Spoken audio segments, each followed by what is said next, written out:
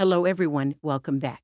Since the debut of Ahsoka, speculation about the identity of the Inquisitor Marrok has been rife, and no one could ever have predicted his real identity. Ahsoka has learned the identity of Inquisitor Marrok, and it involves a tie to the Nightsisters. A new character named Marrok was introduced for the most recent season of Star Wars as one of Darth Vader's Inquisitors who is now a hired gun for Nightsister Morgan Elsbeth. Marrok's involvement in protecting the star map that leads to Grand Admiral Thrawn and battling off Ahsoka and Sabine Wren to prevent them from accessing it has long been a topic of intrigue. The enigmatic persona has been assisting both Baylan Skoll and Shin Hati in doing so. Numerous hypotheses on who might be hiding beneath Marrok's helmet have been generated by the mystery surrounding him. One of the most widely circulated speculations has been that Sam Witwer's Starkiller, or Galen Marrok, will appear in a live-action film as Marrok. This is largely because Witwer is known for providing Ahsoka's voice. Others have even hypothesized that Marrok is actually Ezra Bridger, who they believe turned to the evil side after his time with Thrawn and then managed to escape while imprisoned by a Nightsister spell to return to the galaxy and aid Morgan Elsbeth.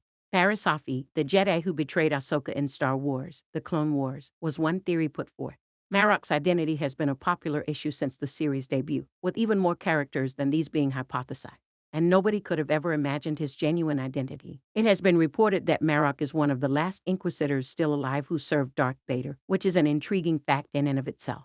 Vader was never fond of his Inquisitors and frequently set them up against one another to have them kill one another, or, if that didn't work, he would simply kill them personally. It's remarkable that Marrok is still alive and active considering that Ahsoka takes place quite a few years after the collapse of the Empire and the passing of Darth Vader, although it seems plausible that he has been working as a mercenary in the interim. If he were still pursuing Jedi as the Inquisitors did during the Imperial Empire, there would be no one left to serve. It turns out that Marrok has a stronger bond with the Nightsisters than he does with Vader. Marrok's demise in Ahsoka Episode 4 made it clear that the Inquisitor had been made entirely of Nightsister magic all along. After his battle with Ahsoka, he passed away in a flash of green smoke, the hue of the Nightsisters' magic. This corresponds to Marrok's background in the Arthurian legend, as he too was under a witch's sway. The Nightsister Mother Talzin provided Darth Maul with new legs after he lost them in his battle with Obi-Wan Kenobi on, demonstrating that reanimating someone like Marrok is very much conceivable as demonstrated in the Clone War. Marrok might have been an Inquisitor who had already passed away or was about to do so, and it's entirely possible that Morgan Elsbeth's magic both preserved him and kept him at her beck and call. Marrok's design, particularly his helmet, bears striking resemblances to that of the Eighth Brother. Many now question whether Marrok is indeed the Eighth Brother, who was thought to have died after taking a significant fall on Malachor. Anyway, it's also possible that someone managed to recover Marrok's body, and Morgan Elsbeth or another Nightsister used their power to reanimate him so they could use him any way they saw fit.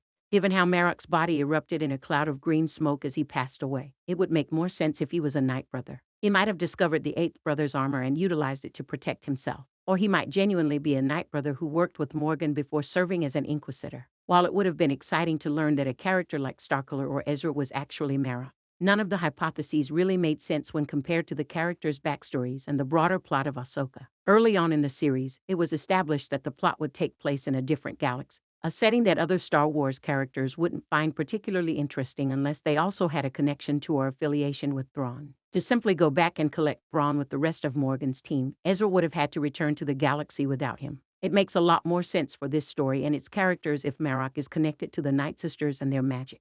In fact, it's probable that Peridea and the Nightsisters' magic are connected, which might be the initial motivation for Marrok's creation and involvement. Given how important the Nightsisters' abilities, temples, and other resources were in helping Morgan Elsbeth find Thrawn, Peridea may even be the source of their magic. Ezra has previously encountered Nightsister magic, thus it's plausible that when the Nightsisters initially vanished, he and the Purgil agreed to take Thrawn somewhere that had some connection to them. Any way you look at it, Marrok's true identity makes a lot more sense than any previous character hypothesis. The return of Anakin Skywalker towards the conclusion of Ahsoka Episode 4 is only one example of a number of people who have previously made special appearances. There are also a number of other characters whose presence would make a lot more sense than any of the Marrok hypotheses. It's evocative of the choice to create an original character and stay with it despite the numerous fan speculations for Supreme Leader Snoke in the Star Wars sequel trilogy. As the plot develops, more information about Marrok's past will undoubtedly come to light.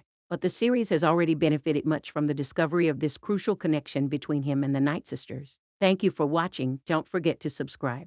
Don't forget